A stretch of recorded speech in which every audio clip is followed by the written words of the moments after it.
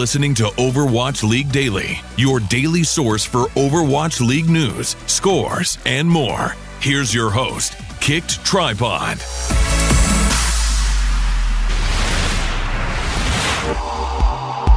Good morning, Overwatch League fans. This is your Overwatch League daily episode for March 11th, 2018. Before we get started, I wanted to make a correction and apology regarding yesterday's episode. Yesterday, I incorrectly provided a statistic about the Boston Uprising Stage 2 performance. We have a lot of guests with a lot of great and honestly controversial opinions on the show, but misrepresenting facts is not the type of content I want to be known for. Thank you for listening. Thank you for saying something. We're going to be changing up our process a little bit going forward to make sure that stuff like that doesn't happen in the future. But again, thank you so much. That's enough for that. Let's go to the scoreboard, brought to you by patreon.com/OWL Daily Show. For the first match of the evening, we got to see if Fissure and the Gladiators would be able to defeat the London Spitfire after trading away Fissure between Stage 1 and 2. In a surprising result, the LA Gladiators would take the first 3 maps before giving up 1 map win on Route 66. The LA Gladiators walk away with the win, 3 maps to 1. For the second match of the evening, we saw the NYXL take on the San Francisco Shock. This one was all NYXL as they would sweep the Shock 4 maps to 0. NYXL are now 5-1 in Stage 2, while the Shock are 2-4. For the final match of the evening, the Florida Mayhem, who took Houston to 5 maps on Friday, looked to take on the Dallas Fuel, who have yet to win a match since week 1 of Stage 2. This match would go the distance as we would go to Ilios for a tiebreaker. In the end, the Mayhem would pull this one out and win the series 3-2 and improve to 2-14 on the season. Today I sat down with Heurix, who recently casted the Overwatch PIT Championship for NA and EU. We discussed some of the up-and-coming talent from the tournament and when and if we might see them coming to an Overwatch League team near you soon. All right, today I am joined by Christian Heurix Thomaser. Did I say that right? Please tell me I said that right. You got it, dude. You actually nailed it. I've had a couple interviews lately, and I would say every single one of them got it horrifically wrong. So congratulations, man. I remember when I was first reaching out to people to come onto the show, like way back when, like November, I think I asked you for a phonetic spelling. So it might I think you did, been. Actually. I think you actually did. I just don't want to butcher it. So yeah, anyways, we got it. I'm here with Heurix. We just finished up with Overwatch PIT in NA and EU, and Heurix was commentating that both regions all the time. I asked him a few weeks back, I'm like, hey, you want to come on the show again? He goes, I need to sleep. Yeah. There was actually one of those days that I actually did. I did contribute. I stayed up till about, I think it was like 2 or 3 o'clock. Both of us were staying up, making sure that we got that episode out the next day. And I think 3 hours later, I actually had to wake up to make sure that I could cast EU right after that. So it's been a grind lately, man. Welcome to the esports grind. For those of you listening, if you want to make it in esports, it starts by like 3 hours of sleep. So that's what I'm on right now. If it looks like I'm a little tired, that's pretty much what we're working with right now. That eye makeup I saw you putting on before we started. I wish. Took care of that. So let's talk a little bit. I want to talk a little bit about the frame and scope of this episode, because this is something that we don't get to do a whole very often with Overwatch League Daily. It's called Overwatch League Daily, not Overwatch PIT Daily or Overwatch Contenders Daily. It's called Overwatch League Daily. But with Overwatch League, a big part of the success of Overwatch League is going to come through the health of the Tier 2 scene. And so we want to take some time every once in a while and discuss some of these big tournaments going on. And more importantly, some of the players and rosters to watch out for, because you very well may see them in a Overwatch League roster near you. Come on, Denver. Anyways, so the Denver Doinks. I saw that on Twitter recently. Doinks. I saw that on Twitter recently. There's a thing in Denver that we hate, and it's everybody names something either Rocky Mountain or Mile High or 5280. And I just hope they're not like the Denver 5280s. Like, or something gold related or something like the Nuggets, stuff like that. You see a lot of that as well, definitely. The Avalanche. It's just like it's really on the nose. It's just really kind of on the nose. I like the Minnesota Vikings. That's where I'm from. The Twins. I love it. Anyways. Yeah. We're digressing, but we want to talk about some of the upcoming talent, how they performed in PIT going forward. We're going to break this up into 2 episodes. We have NA that we're going to discuss today, and then EU we're going to discuss later today or tomorrow, however I end up deciding to schedule it, depending on how much sleep I need. But it will be in 2 different episodes regardless. So we're going to start and talk about NA. And what we wanted to do is we're actually going to break it down based on role. Because a lot of times when something happens in Overwatch League and they're like, well, Dallas Fuel already has 5 DPS. They need a tank. Yeah. We don't want you to think, oh, Fractal Esports. We want you to think, oh, these are the takes that I've heard in the past that might be good here. So without further ado, let's jump right into it, and let's talk about tanks from NA. I know you discussed. Now, NA was kind of interesting, right? Because we saw quite a few teams that are confirmed for contenders as well as academy teams, correct? Yeah, there's a lot of academy teams. There's a lot of teams that are confirmed for contenders. There's even teams that were really kind of duking it out in contenders trials as well. Only 2 of those teams actually wound up making it. But I would say for the most part, it was the contenders teams that had already been there, like the Fusion University Academy and Envision, that were probably the standouts. And then some of the contenders trials teams that really kind of stood out as well. So let's talk about tanks then, because tanks are something that I think a lot of people are... It's really hard to gauge a high-performing tank outside of, I would say, people tend to do an okay job with Diva a lot of the times. But even then, there's a lot of different ways to play Diva. But at the end of the day, just like a good support, sometimes the best tank is the one you don't notice. But who really stood out in NA PIT to you as far as when we were talking, we kind of used Overwatch League caliber or Overwatch League ready, but kind of that type of maybe ready talent. to be Overwatch League ready, like ready to get to that. The ready talent to start is working there, on needs to be nurtured a bit. Yeah. Okay. So to talk about tanks coming out of NA, you certainly have a couple of names that you want to mention without a doubt. The 4 that I think really stood out, in my opinion, we're probably going to be iShiny of Envision, definitely a player to look at. You got to look at Decod, and there's an asterisk next to that name because he's actually involved with an EU team, or rather was involved with an EU team prior to coming to NA. Squid 12324 was his previous team. He performed well there, but then came over to NA and just performed even better, got into contenders with them. Very good player there. Beast Halo is another one I would look at because he's with Fusion University. That's one of those ones that you talk about that's kind of hard to gauge because of his team's overall performance was just so high. And he also just didn't really get a lot of different looks. He was very aggressive on Winston, and that was pretty much all we saw because with Who Are You on the roster, why do you need to do anything else? I mean, aggressive Winston is going to get the job done 99 times out of 100. We did get to see a little Reinhardt from him, but it was mostly the aggressive Winston. And then the last one actually is Fractal Esports' own Gator. Very good Reinhardt play from him.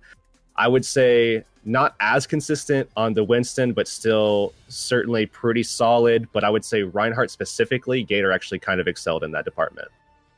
So let's talk. So you highlighted a few, but I know there's 2 that you really want to kind of dive into. And the first one was iShiny. What really stood out to him is like, hey, this guy really, really had quite the performance. The thing that I personally like about iShiny, and I've watched so much Overwatch at this stage, I've covered, both pits, I've covered both Rivalcade Rumbles, I've covered a lot of the NA scene at the tier 2 level, and iShiny is a guy that I've seen that's been consistent throughout. in the past, he was with CLG, which came from the 1%. He was very, very involved in making sure that they got that sponsorship to begin with, making sure everybody was interview ready and everything. So even off of the stage, he's a, very well-rounded player. He can do interviews very well. He will do well, branding, marketing, all that kind of stuff, which can certainly help the team in other ways. But the thing that I think I like the most about him, because all players can get to that stage with a little bit of work, is that he's a very dynamic tank player, and you don't see that a lot. Typically you'll see very aggressive tanks, names like XQC come to mind, or you see the very reserved kind of tanks. And going off of the Dallas Fuel setup, you have guys like Coco that really kind of fit the bill there. But iShiny is, I think, a different style of tank where he's very dynamic. Sometimes he's aggressive, sometimes he's more reserved. He has that game awareness that you would expect to see from, Rogue's own Nox that is now with Eagle Gaming. So I think in that way, iShiny is definitely someone to keep your eye on, because he's a very smart Reinhardt. He can definitely play Winston very well. I think maybe the one thing to look out would be his Orisa, because he does tend to get pulled off of Sanctum a little bit. But outside of that, I would say very dynamic tank player. Interesting. And so what about DCOD? So DCOD is a name that's been around for a while, I would say. Oh, yeah. I remember watching him, and man, I can't even remember the different ones that he's all played in, but he was another person that you wanted to highlight. Yeah, so I said before that there was a slight asterisk next to his name because he already played in EU. He came over to NA, played with last night's Leftovers, and this was a team that really wanted to primarily duke it out in Contenders Trials. They focused most of their efforts on prepping for Contenders Trials. So unfortunately for the team, they fell a little bit flat, I would say, in the tournament overall. But because they prepped so hard with Contenders Trials, they, will be moving forward into Contenders, and they did make sure that they secured that last trial spot, the second one, for themselves, or rather the first one, because they didn't lose any series in that. So that's definitely a name to look forward to, because as he gets more time to work and kind of hone on his craft a little bit in the Contenders series itself, I think he's going to become even better. He was already a good tank, certainly, really strong on Reinhardt and Winston, another player that actually does do Orisa quite well. And again, as he works out a little bit more at Contenders, maybe get some, extra little bit of LAN experience if they wind up doing well enough, then I think that could be another player to look out for sure. So I don't want to take up too much of your time here. So I want to talk about flex tanks a little bit, because these iShiny, DCOD, Beast Halo, and Gator are all they fill that main tank role, but we're seeing more and more not just the demand for flex tanks, but the demand for strong flex tanks. A lot of teams are kind of being driven by the sturdiness, I guess I would say, of that flex tank role. Who would you really highlight from PIT NA there as people who we might be seeing kind of get nurtured into, hopefully, Academy, Overwatch League level roles?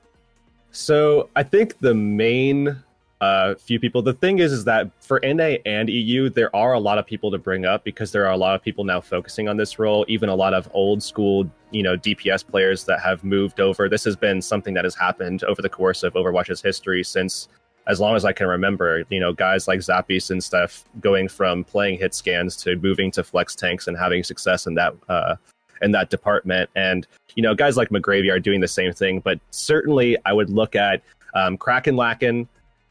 Probably, I would say, the top flex tank that we saw in PIT, at least in my opinion. His overall performance, his ability to dive alongside Beast Halo and working with Zachary and Who Are You is what made that team so lethal with their dive, and made it so that even though, despite every team knowing what they were going to run every single time, it was always going to be a 2-2-2 dive. It was always going to be that on offense. It was always going to be that on defense. It was always going to be that on control. It didn't matter. They were always going to run it.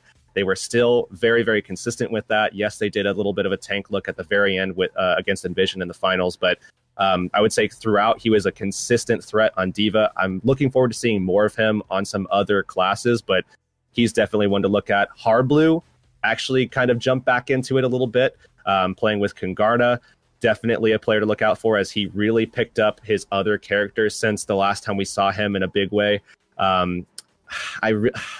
I hope he changes his name. I hope Blizzard forces a name change on this poor dude. Yeah. Fried Wiener is also a person to look out for. It's pronounced Weiner. Please change your Just name. kidding. It's not.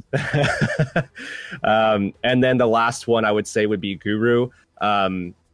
Guru is a player that I think really stood out because of the fact that he looked so much better than his counterpart Pibamitsu, who unfortunately just didn't really have the best performance. And certainly because of the way that he was integrated into the compositions, I think Guru just kind of shined because of what they were looking for at that time. Yeah, it's kind of interesting to see because the two that you really highlighted in Krakenlaken and and Yep. Harblue, Krakenlaken was Toronto esports, I believe, before Fusion University So, yeah. Yep. picked him up, and then now Toronto esports is that was Huck before Huck went to Boston Uprising, and now it's also the Fusion, or not the Fusion University, the Overwatch League Academy team for the Boston Uprising.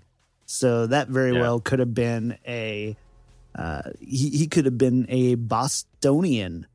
I mean, he could have definitely fell in there, just like Note, who found his way onto that Boston Uprising roster because of his previous experience with Huck on Toronto. So, and I would put them probably at about the same. I would say Note now is about the same as Krakenlaken, which is, I think, crazy to say because Note has had all that infrastructure working with Boston, playing with a very developed team. You got really, really insane talent that has had a lot of resources put into them. I actually, I listened to Sideshow's discussion with you yesterday, talking about, how they utilize their resources. And I do want to say I do fully agree with everything you said with that, and looking at some of the talent that hasn't been given all the resources that we saw Dreamcasper, like Striker and everything like that. I think Note is one of the guys that really enables some of the stuff that Dreamcasper is able to do.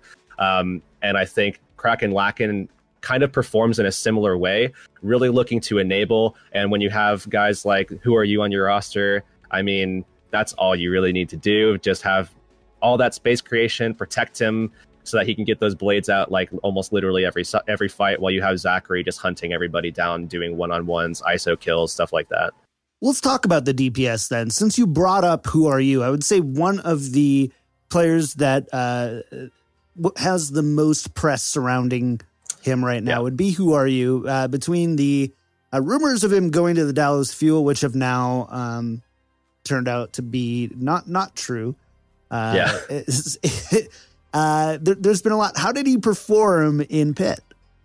Exceptionally. I think I'm really curious to see particularly how they want to use him on other heroes and stuff, because as we know, yes, he does have some flexibility. Yes, he does have the ability to kind of go over to other heroes. We even saw in PIT how he played out on Tracer a little bit, and then even onto Zarya to some degree.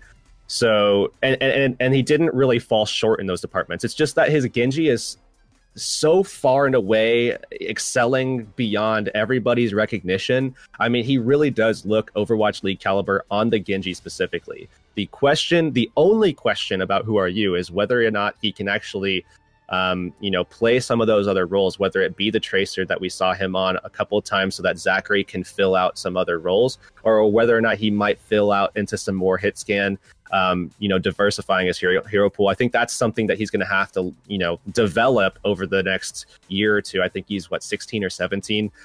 So that he's ready when the Overwatch League comes calling. And I feel like it will, given his performance on Genji alone, so to make sure that he has a little bit more value than just that Genji. So you brought up Zachary. How do you feel like those two performed together? Because they were, for the most part, the duo DPS that we saw throughout the tournament, right? Yeah, absolutely. There was, I think, only one map at the end of the group stage where we saw Zerg actually perform, and it was on Hanamura, and he played a lot of the Widowmaker as expected. I mean, the dude is a 15-year-old Widow prodigy. He's insane. Absolutely one of the better Widows, I would say, out of NA, without a doubt. You just can't dispute it. But Zachary, Who Are You, definitely were the duo that you saw almost throughout the tournament. Zachary's incredibly flexible. He played flex tank role already. We know he can play Zarya. We know he can play Diva. We know he can play, even Hog. We know that now at least he really can perform well on the Tracer. He's one of the better Tracers that we saw in the tournament, much to my surprise, actually. And then on top of that, we know that he can play the hit scans with an incredible amount of proficiency as well. We know particularly his McCree is incredibly deadly and incredibly lethal, and that's something that I think is going to be a little scary when you go up against this team, as long as Who Are You can also pick up the Tracer to kind of, you know, work with him a little bit. So I know you highlighted a few more DPS there, because and I want to get to them, but I also want to keep on your schedule here. Yeah. So let's talk about these just really quickly. These other 4 DPS that you highlighted as performing really well. So the other 4 that I would probably bring up, and 2 of them were just on the other, you know, really strong contenders team, Jaru Buds. Jaru, I think, is a major standout because of the fact that, you know, he's so strong on the flanking roles. And Tracer and Genji, whenever he was on those two, it was insane to see his efficiency with blades. You know, he was getting those pulse bombs. His aim is really solid. His movement is really solid. That helps out in the Tracer department. And while Buds is incredible at Widow, while he's incredible at a lot of these hit scans, he's still picking up Tracer. So when you saw Jaru on Tracer instead of Buds, I think there was definitely a better performance there, because Buds is still learning the movement. His aim is insane, but his movement's still kind of getting picked up. As soon as Buds actually does solidify the Tracer, I think he'll be right there with Jaru as, you know, definite players to look at alongside guys like Zachary. But you know, the other 2 were Ezire of Kungarna. He's a guy that has really, really high peaks where we saw them almost take a map actually off of Fusion University, and then really, really down here low valleys where, you know, he just isn't able to be as consistent. And the final one is Louis of Renegades. Unfortunately, it's going to be tough to see more of him, as Renegades didn't make it into contenders. You know, their team just struggled a little bit with having some compositional diversity. They really just played the 4-tank, 3-tank with him. But even so, he's insane on the Tracer, and everything that they put him on, whether it be the Hog on Anubis, where he just shut teams down, or it be, you know, the Tracer on any other map. Very, very strong player. Definitely one to look for. So lastly, I want to talk about support. And one of these names really stood out to me, and that was Alarm. He's a 16-year-old Korean player, plays support for Fusion University, right? Yeah. Yes. Yeah. Okay, cool. Sometimes you just doubt yourself, you know? And something that we're seeing here, at least I'm seeing from the names that you've kind of highlighted, Fusion University is pretty dang good. Yeah, I mean, they're definitely the strongest team that we saw in Beat Invitational, and they're, you know, obviously the strongest team we saw in PIT as well, as they won both of those tournaments. It did go a little back and forth with Envision, but Envision is a strong team. I think people will realize that soon. But Alarm specifically is a standout, I think, in his class, because not only does he provide exceptional mechanical ability, you know, that, you know, guys like, I guess, Crimzo would have. He also has something over them, is that his ability to compose himself in all these situations. You almost never see him make a mistake. I mean, it's almost robotic. You think about guys like that, you know, in the Smash scene, just to bring up another example, is like Mewtwo King, where guys just don't make mistakes. And that's something that's really helping them out, because without that overextension sometimes that you see from Crimzo, and some of those kind of little tiny errors of just different ults going off when they really shouldn't, Alarm has a really consistent foundation to work off of at all times. On top of that, they also have, I mean, a wicked Sombra. He's disgusting at Sombra. Well, in Fusion University is kind of interesting too, because as far as I have seen, they're not a core. They haven't been playing together right, all that much, right? They're basically new. So there's a lot of it's really impressive that they can go up against teams like Kungarna, where they've been together at least for a few months. Then you've got there's long story short, there's other teams that have been playing together for a longer amount of time. I think for Fusion University, it really comes down to the fact that they just have such incredible mechanical ability. I mean, their talent at an individual level is just, I mean, outright overshadowing other teams. Yeah, you have teams like Ngarna. They've actually had a lot of roster additions recently. They had those 3 players join up. But I would say for Fusion specifically, and especially with after the massive roster shuffles that we saw prior to Contenders, where, you know, players were trying out for academy teams, everybody was just getting headhunted, picked up, poached, whatever term you want to use for it. There was a massive shuffle because of that.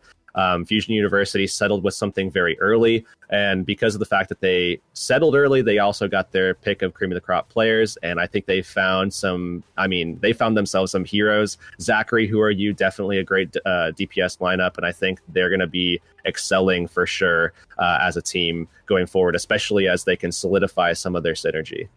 Well, Heurix, I can't thank you enough for breaking this down for this. I honestly learned so much in the last 20 minutes. I'm like taking notes and writing down timestamps of things I want to go back and revisit. So thank you so much. We're going to be coming back at you later today or tomorrow with some more pit talk.